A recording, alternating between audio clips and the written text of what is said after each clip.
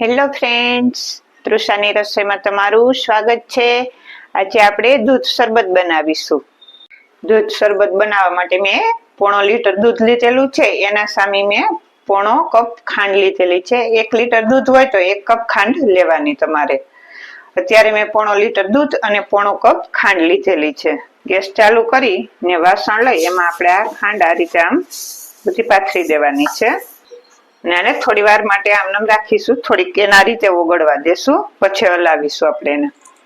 તમે જોઈ શકો છો ખાંડ થોડીક મેલ્ટ થઈ ગઈ છે। હવે આપણે એને હલાવીશું અને ગેસ આપણે મીડિયમ જ રાખવાનો, ફાસ્ટ નથી રાખવાનો। હવે આગળ ફટાફટ ઓગળી જશે ખાંડ।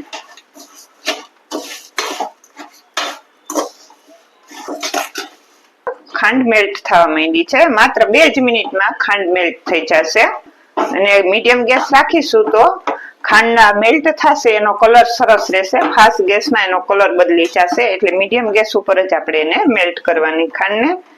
તમે જોઈ શકો છો સરસથી ખાંડ મેલ્ટ થવા માંડી આપણી, કોઈ કણી ના રહેવી જોઈએ, બધી મેલ્ટ કરી લેવાની।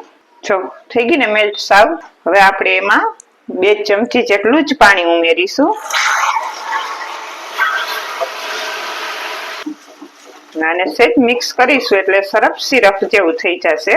તમને જ્યારે પાણી નાખશો ત્યારે સેજ ગાંઠા જેવું લાગશે, પણ પછી એને સારી રીતે મિક્સ કરી લેશો ને એટલે એક સરસ સિરપ બની જશે।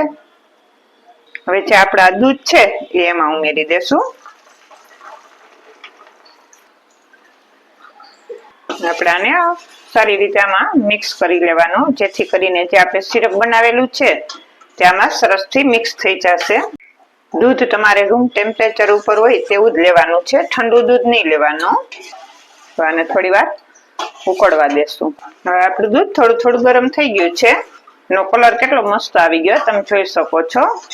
આ શરબત એટલું મસ્ત બને કે તમે 1 ગ્લાસ અત્યારે ગરમીમાં આપણે કઈ ખાવાની ઈચ્છા ના હોય ને આવો 1 ગ્લાસ આપણે દૂધનો પી લઈએ તો પણ આખો દિવસ એનર્જી રહે, એ રીતનું આ શરબત બનીને તૈયાર થશે। મેં 1 ચમચી કસ્ટર્ડ પાવડર લીધેલો છે, આપણે એમાં ઠંડુ દૂધ ઉમેરી અને એને મિક્સ કરી લેશું। આનાથી આપણું દૂધ એકદમ ઘટ થઈ જશે અને આ વેનીલા કસ્ટર્ડ પાવડર છે એટલે એની એક ફ્લેવર સરસ આવી જશે વેનીલાની। આ રીતે મિક્સ કરી લેવાનું, એને કોઈ કણી ના રહી જાય એનું ધ્યાન રાખવાનું। હવે જે આપણું દૂધ થોડું ગરમ થઈ ગયું છે, થોડું ગરમ થાય પછી જ આપણે આ મિશ્રણ બનાવેલું છે એમાં નાખીશું અને હલાવી દેશું। આ પાવડર ઉમેરવાથી આપણું આ જે દૂધ છે એ થોડુંક ઘટ થઈ જશે। દૂધ ઘટ જ્યાં સુધી ના થાય ને ત્યાં સુધી થોડીક એની ક્વોન્ટિટી થોડીક ઓછી થઈ જાય ત્યાં સુધી આપણે એને પકવીશું। હવે આપણું દૂધ સરસ ઉકળવા માંડ્યું છે ને થોડુંક ઘટ પણ થઈ ગયું, પણ હજી આપણે થોડુંક વધારે ઘટ કરીશું। એકદમ આપણે બહુ ઘટ નથી કરવાનું, પણ થોડુંક ઘટ કરીશું હજી। ને આ શરબત તો એટલું મસ્ત બને છે કે કોઈ તમારી ઘરે ગેસ્ટ આવવાના હોય અને તમે આને થોડીક વાર પહેલા અગાઉ કરીને ફ્રીજમાં મૂકી દો, સરસ ઠંડુ થઈ જાય પછી એને સર્વ કરો તો પણ સરસ લાગે, બહુ મસ્ત બને છે। ને અત્યારે ગરમી છે એટલે ગરમીમાં તો ઠંડુ ઠંડુ જ ખાવા પીવાની ઈચ્છા થાય, તો આ રીતે તમે ઘરે પણ સરસ રીતે બનાવી શકો। આપણે આને હજી થોડીક વાર બોઇલ કરીશું। આપણે આ શરબતને બનતા પણ કઈ વાર નથી લાગતી, માત્ર 10 જ મિનિટમાં બની જાય છે। હવે આપણું દૂધ સરસ ઘટ થઈ ગયું છે, આ રીતનું ઘટ કરી લેવાનું। તમે જોઈ શકો છો આપણે એની ક્વોન્ટિટી આપણે 1.5 લીટર દૂધ હતી, અત્યારે અડધા લીટર જેટલી રહી, આપણે થોડુંક એને ઉકાળી લીધું એટલે સરસ ઘટ થઈ ગયું છે અને હજી ઠંડુ થશે એટલે હજી થોડુંક ઘટ થશે। હવે આપણે ગેસ ઓફ કરી દેશું અને આને ઠંડુ થવા દેશું। કેવો મસ્ત કલર આવી ગયો છે, આપણામાં કોઈ કલર પણ નથી ઉમેરેલો તો પણ મસ્ત કલર બની ગયો છે। આપણે ગેસ ઓફ કરી અને આને થોડી વારે હલાવતા રહેવાનું, જેથી કરીને દૂધની ઉપર જે આપણે પોપડી પડી જશે એ ના પડે। ને આપણે આને બનતા પણ કઈ વાર નથી લાગતી, માત્ર 10 જ મિનિટમાં તમારે જેટલા ગ્લાસ બનાવવા હોય એટલા બનીને તૈયાર થઈ જાય। દૂધ થોડુંક ઠંડુ થઈ જાય પછી હું એમાં થોડુંક વેનીલા એસેન્સ ઉમેરીશ, 5-6 ટીપા। તમારે વેનીલા એસેન્સ ના નાખવું હોય અને એલચી પાવડર નાખવો હોય તો પણ તે તમે નાખી શકો। મેં અત્યારે વેનીલા એસેન્સ લીધું છે કેમ કે આપણે જે કસ્ટર્ડ પાવડર લીધેલો છે તે પણ વેનીલા ફ્લેવર નો હતો, એટલા માટે મેં વેનીલા ફ્લેવર લીધેલી છે।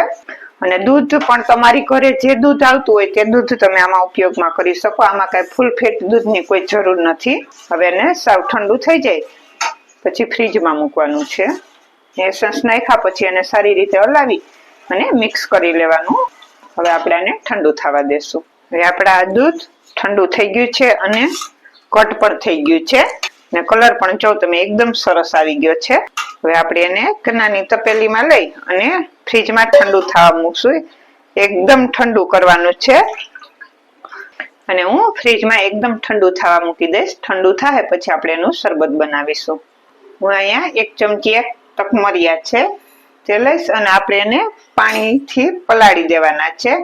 જે આપણે દૂધ ઠંડુ થઈ જાય પછી આપણે સર્વ કરવું હોય ત્યારે 15 મિનિટ પહેલા આને પલાળી દેવાના. આ 15 મિનિટમાં તો સરસ પલળી અને ફૂલી જશે. અને આ તકમરિયા ઠંડા હોય એટલે ઉનાળામાં આનો આપણે ઉપયોગ જેમ બને તેમ વધારે કરીએ તો સારું. આપણે આને ફાલુદામાં, શરબતમાં કે આવા દૂધ કોલ્ડ ડ્રિંક્સ બનાવીએ એમાં આપણે એનો ઉપયોગ કરી શકીએ.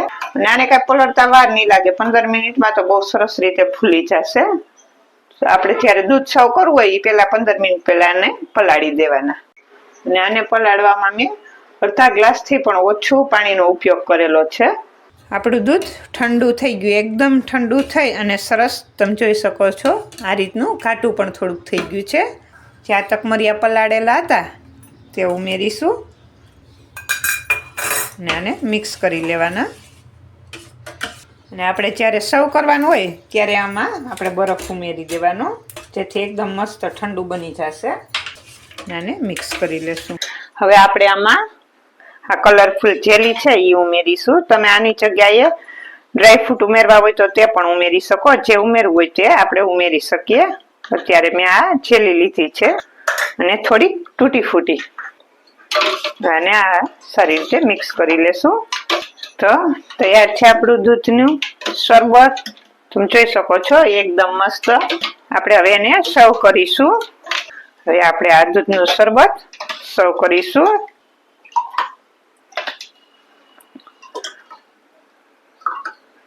તો ગરમીમાં તમને સરસ ઠંડો ઠંડો આપણો આ દૂધનું શરબત તૈયાર છે. હવે આપણે ઉપરથી બદામની કતરણ ઉમેરીશું. તો મસ્ત આપણો દૂધનો શરબત તૈયાર છે.